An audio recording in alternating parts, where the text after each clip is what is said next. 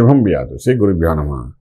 కన్యా రాశి వారికి ఏప్రిల్ 15వ తారీఖు నుండి 30వ తారీఖు వరకు ఏ విధంగా ఉన్న విషయాన్ని విశేషంగా ఇప్పుడు తెలుసుకోవడం ప్రయత్నం చేద్దాం. కన్యా రాశిలోనే కేతు యొక్క ప్రభావం, అలాగే షష్ఠస్థానంలో మనం చూసుకునేసరికి ఆల్మోస్ట్ శని కుజుడు యొక్క ప్రభావం కనబడుతోంది. సప్తమంలో శుక్రుడు ఉచ్చస్థితిలో కనబడుతున్నాడు. అదేవిధంగా బుధుడు రాహు కూడా ఉన్నాడు. అష్టమంలో రవి ప్లస్ బృహస్పతి, అష్టమ గురువు అష్టమ రవి ఇవి రెండు మనకు కనిపిస్తున్నాయి. అలాగే మనకు ఉన్నప్పుడు మనకు ఉద్యోగరీత్యా మనం చేసే ప్రయత్నాలు ఏవైతే ఉన్నాయో కొంత ప్రయత్నాలు చేయండి, కానీ రిజల్ట్ మాత్రం మే ఫస్ట్ వీక్లో మీకు కనబడే అవకాశం ఉంటుంది.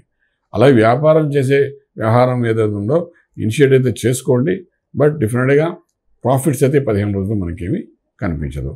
కొత్త వ్యాపారాలు మొదలుపెట్టినా కూడా అదేదో పేపర్ వర్క్ వరకు నడుస్తుంది తప్ప అందులో డెవలప్మెంట్ అనేది ఈ 15 రోజులు ఏమీ కనబడే అవకాశం లేదు.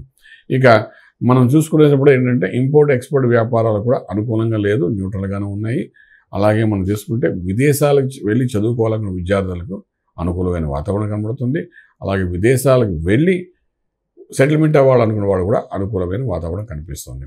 ఇక వచ్చి మనకేంటంటే ఇంపోర్ట్ ఎక్స్పోర్ట్ వ్యాపారం గురించి మనం ఎలా విధంగా చెప్పుకున్నామో ట్రేడింగ్ చేసేటప్పుడు ఫుడ్ ఇండస్ట్రీ, ఫార్మా ఇండస్ట్రీ మీద ట్రేడింగ్ చేసుకుంటూ ముందుకెళ్ళడానికి ప్రయత్నం చేయండి. అది కొంతవరకు సక్సెస్ తీసుకొచ్చే అవకాశం కనబడుతుంది. అలాగే లక్కీ నెంబర్ దగ్గర వచ్చిన నెంబర్ 6 పాజిటివ్గా పనిచేస్తుంది. అలాగే మనకంటే రాజకీయ రంగంలో ఉండేవాళ్ళు ఎవరైతే ఉన్నారో వాళ్ళకి కొంచెం న్యూట్రల్గానే ఉంది, పెద్ద చెప్పుకోదగ్గ బెనిఫిట్ అయితే మనకు కనిపించట్లేదు.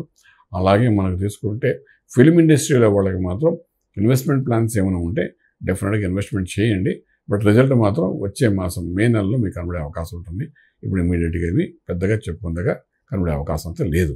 ఇక ఆరోగ్య దగ్గరికి వచ్చినప్పుడు శని ప్లస్ కుజుడు 6వ స్థానంలోని అష్టంలోని అష్టమ గురువు అష్టమ రవి దీని యొక్క ప్రభావం ఉంది కాబట్టి ఏ ప్రయాణాలు చేసినా లేవని ఏదైనా ఆరోగ్య విషయంలో ఏదైనా నలతగా ఉన్నా లేదంటే హార్ట్కి సంబంధించిన ఏమైనా దోషాలు కనబడుతున్నా ఇవన్నీ 15 రోజుల్లో కరెక్షన్ చేసుకోవడం ప్రయత్నం చేయండి.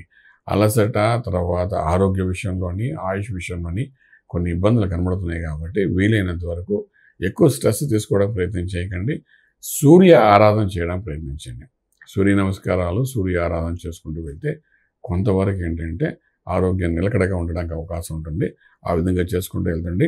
ఇంకా సప్తమంలో శుక్రుడు రాహు బుధుడు ఉన్నాడు కాబట్టి కొత్త వ్యాపారం ఏదన్నా మీరు మీ ఇంటి ఇల్లాలు పేరు మీద కానీ, మీరు ఆడవాళ్ళైతే మీ ఇంటి యజమాని పేరు మీద కానీ ఇనిషియేట్ చేసుకోవడం ప్రయత్నం చేయండి. కొంత న్యూట్రల్గా కాకపోయినా కొంత సక్సెస్ కనబడుతుంది.